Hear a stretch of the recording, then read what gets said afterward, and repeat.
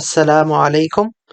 In this video, we are going to see a video in which one of our brothers asks Muhammad Hijab a basic question about divine simplicity and those people who negate it.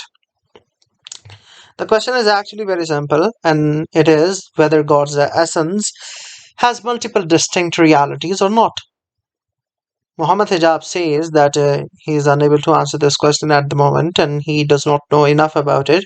And this shows that these people who are trying to present Avicenna's argument, Ibn Sina's argument, they don't actually understand what the argument is. They don't understand that one of the necessary entailments of the argument is basically believing in divine simplicity. And there are many other entailments as well. But the thing is that Muhammad Hijab does not know what he is talking about, and it is very clear if you watch this video. So after watching this video, if you do like it, please share and subscribe, and inshallah we will be bringing more such content on Islamic philosophy and those who deny Islamic philosophy. Jazakallah. Beta. So what are you? Sigma? Are you? What are Yes. You? So my question is, I wanted to ask you, what is your opinion on the doctrine of non-duality, like especially in ma'arifa, I don't know like what the Arabic word for mysticism is, and how like how it like ties into absolute divine simplicity, and what is your refutation for something like absolute divine simplicity? Well, absolute divine simplicity understood as nephew sifat, or like what the Mu'tazilis believed and the Jahmis believed in, or whatever the so-called Jahmis. I mean, whoever they are, because they're not like, we don't have books of Jahmis. I mean, we only know them through the people that they attack, or that people that attack them. Okay, but obviously the atba' of Jahm bin Safwan, but or the followers of Jahm. But that kind of thing, a lot of it is problematic how they argue it. Like they argue on different grounds. For one of the grounds actually is the argument from composition, which we make.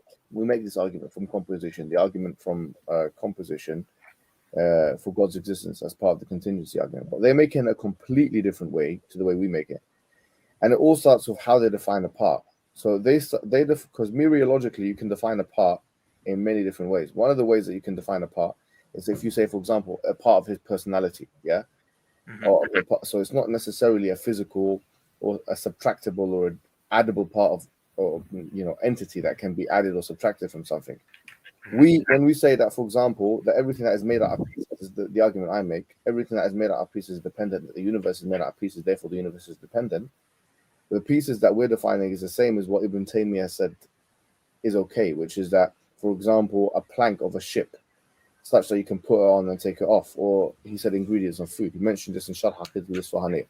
So the idea is really, it all starts with how they define a part. Yeah. So if they make an argument from composition and they're saying that, well, everything that is made out of parts is contingent, that the universe is made out of parts, therefore the universe is contingent. And then they say if you apply the same logic to God, then you'd have a contingent God. Therefore, they therefore ergo like divine simplicity, which is that God doesn't have anything except any attributes except for his divine oneness and simplicity, etc. We say that that's a false way of arguing, because the way you've defined the part in the first place is false. The second thing we'll say is that actually those, including the Mu'tazilis, because they've got the most developed madhab, if you like, or manhaj or whatever, that you can go back to, that did make the argument from divine simplicity, and Ibn Hazm to a lesser extent you can argue as well, they're not consistent with what they believe in, because if they say that oneness, but they have to affirm the wujood of Allah, or the existence of God. Yep. So you've got to affirm the existence of God, and then you have the sifatul salbiyah, the pre-eternality of God, the post-eternality of God. The salbiyah because it means negative attributes of God. You're saying what God does not have. God does not have a beginning, therefore he's pre-eternal. God does not have an end, therefore he's post-eternal. So these are the sifatul salbiyah, which if they're referred to as sifat in any regard, they would add to the fact that God is one. So you're referring to God in two different ways now. A, that he doesn't have a beginning. B, that he doesn't have an end. C, that he's one. And then you've got qudra, because you really, what would differentiate the universe itself from God or whatever, or something else, is the pieces element or the composition element, but also the fact that God has ability. So So if you're affirming qudra or ability to God, in addition to his wujood, in addition to his oneness, now you don't have divine simplicity anymore in the way that they would love for us to believe that there is divine simplicity. Because now you're defining God. And Fakhruddin Razi mentions this actually, the Ash'arite. He mentions this from what I remember in Nihayat al-Aqul. I believe so. It's a book, a long book called Nihayat al-Aqul. Well, basically, he mentions like that you can reach a rationalization of what God is, and he mentions what he believes are the main attributes of God that can be reached to logically, and he mentions them as four, which is qudra, irada, and then it's wujood. I think is one of them as well, and hayat, the fourth, with the life of God. So the idea of divine simplicity is negated by many, if you like, dialectical or systematic theologians and or kalam mutakallimun people who actually affirm more than one or two attributes of God that divine simplicity advocates would want us to believe in it. So I would say that in a nutshell, therefore, two things can be said about those who advocate divine simplicity, which can easily be refuted off the bat. Number one is that the way that they define a part mereologically is something which is inconsistent with how we define it, etc. Number two is that they're not consistent with the way they explain divine simplicity. It's not in a classical theism sense or a deism sense, because they actually mention more than one sifa or attribute. So Do you to the definition of part, do you believe that it has to be detachable in order to be defined as a part? That's the way we make the argument, because so the way I make the argument is when we say a part, because we need to be very clear. We mean when we say a part, like this thing is a part, this cap of the thing is a part of this bottle, right? I can put it on, I can take it off, and I can put it on. There's no such sifa of Allah, there's no such attribute of Allah that fulfills that kind of requirement according to all the creedal schools. So that's how we're defining a part. That's the only way we need to define a part. We don't need to go further than that. And the more specific the definition of something, the clearer the person, the interlocutor, knows what we're talking about. There are like 9 definitions of a part according to mereological studies. Why do we need to encompass all of them? All we need is actually one of them, and that's exactly what Ibn Taymiyyah and others have actually said as well. So that's what I have to say about it.